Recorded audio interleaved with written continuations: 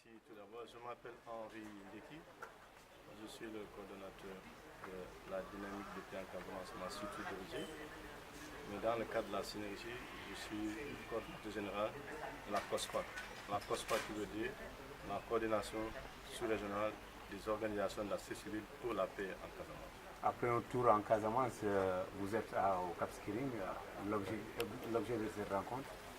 Je voudrais tout d'abord remercier le bon Dieu qui a guidé l'esprit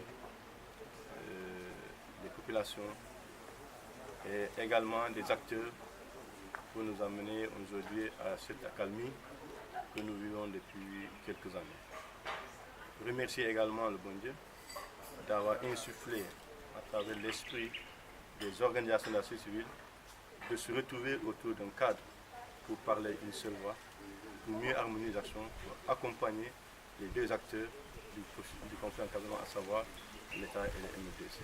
Comme vous l'avez si bien dit, je voudrais vraiment profiter de ce moment, remercier le partenaire qui se trouve être la coopération espagnole à travers cela, la directrice, et ensuite son Excellence, Monsieur l'ambassadeur d'Espagne au Sénégal. Mais également remercier tous les autres partenaires techniques qui accompagnent les acteurs dans le cadre de la recherche de la paix en Casamance, à travers ceux d'autres que nous connaissons qui sont plus proches, nous qui accompagnent AGWS et d'autres, HD, etc., l'USAID, etc. Ce qui nous a réunis aujourd'hui ici, comme vous l'avez si bien dit, c'est faire élaborer une feuille de route citoyenne pour la paix en Casamance. Nous avons parcouru depuis le mois de décembre toute la Casamance naturelle. Nous avons aussi été voir visiter nos pays voisins, à savoir la Gambie et la Guinée-Bissau. Nous avons été également rendre visite aux déplacés, aux réfugiés qui sont en Guinée et en Gambie pour recueillir leurs préoccupations.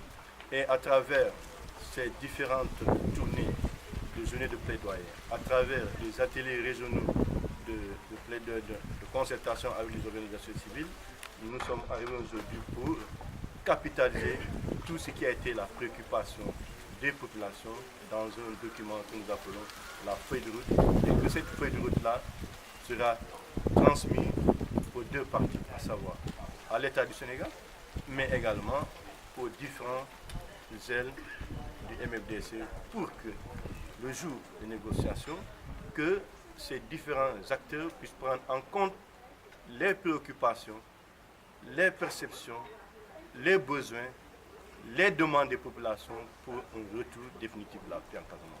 Et je me réjouis de la présence de la sous-région, à savoir une forte délégation de la Gambie, de la Guinée-Bissau, le Forum civil qui est venu de Dakar, mais également les organisations de la société civile de la région de Kolda, de Sédhiou et de Ziguinchor, mais également dans sa représentativité, à savoir les femmes, les victimes directes du conflit à travers les victimes de mines, mais également nous avons les représentants des personnes vivant avec un handicap au niveau national. Et ensuite nous avons tous les acteurs qui travaillent, les sages qui ont été des témoins depuis le début de la commission qui sont venus à travers Noa Cissé et les autres, mais également remercier les personnes de ressources qui ont bien voulu accompagner. Cette feuille de route-là est un outil que nous tous nous allons utiliser. Certes, nous allons la partager avec les deux acteurs, mais ça doit être un outil que nous tous nous allons utiliser pour accompagner le processus dans ce qu'on appelle dans l'expertise, la transparence et aller vers ces résultats qui veut dire un jour voir l'État et le MFDC se retrouver autour de la table de négociation pour négocier afin que la paix revienne définitivement. Et c'est le moment pour moi d'appeler à tout le monde au partage, mais également à la solidarité, au discernement, à l'analyse et au calme. Oui, Henri, vous n'avez pas peur quand on voit que Salif Sadio, dans ses tournées, parle d'indépendance totale. Aujourd'hui, vous parlez de feuille de route.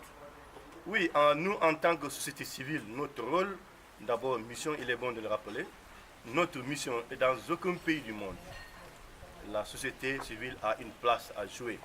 Donc si nous sommes entre deux parties qui sont en conflit, notre rôle c'est apporter notre contribution, d'abord l'accompagnement, mais également donner une clarification pour mieux outiller ceux qui sont en conflit, pour leur permettre eux-mêmes de trouver la solution. Mais pour nous, la population, on pense que c'est les deux qui doivent pouvoir trouver une solution. Et chacun est libre de donner sa pensée et à chacun aussi d'analyser ce qu'a dit l'autre pour le prendre en sa manière, l'analyser et savoir comment s'y prendre pour qu'un jour, cette paix que nous souhaitons, parce que les deux représentent la population.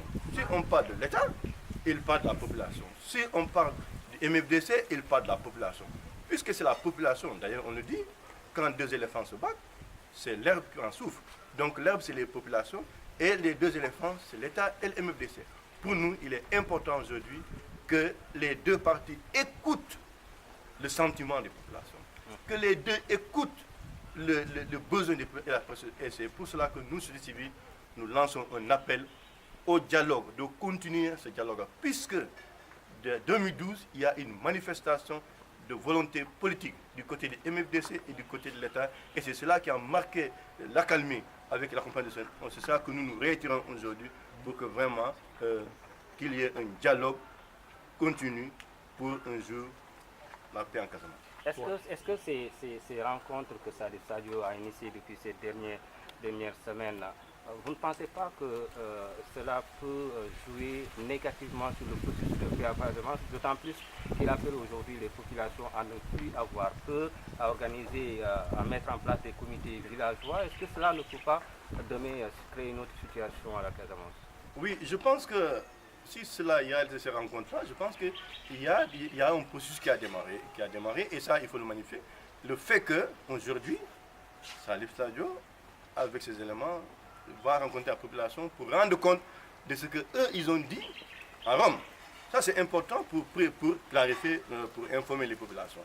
Et nous, en notre sens, je pense qu'aujourd'hui, l'État, qui est le responsable, a bien écouté vraiment l'intervention de Salif, et je pense qu'elle l'a analysé. Pour nous, en tant que société civile et population, notre souhait, c'est que, à travers toutes ces rencontres-là, que les populations qui sont engagées à la paix, que cet esprit de paix soit sauvegardé et que l'État soit, en tant que responsable, une grande responsabilité, de pouvoir continuer à jouer pleinement son rôle pour la stabilité.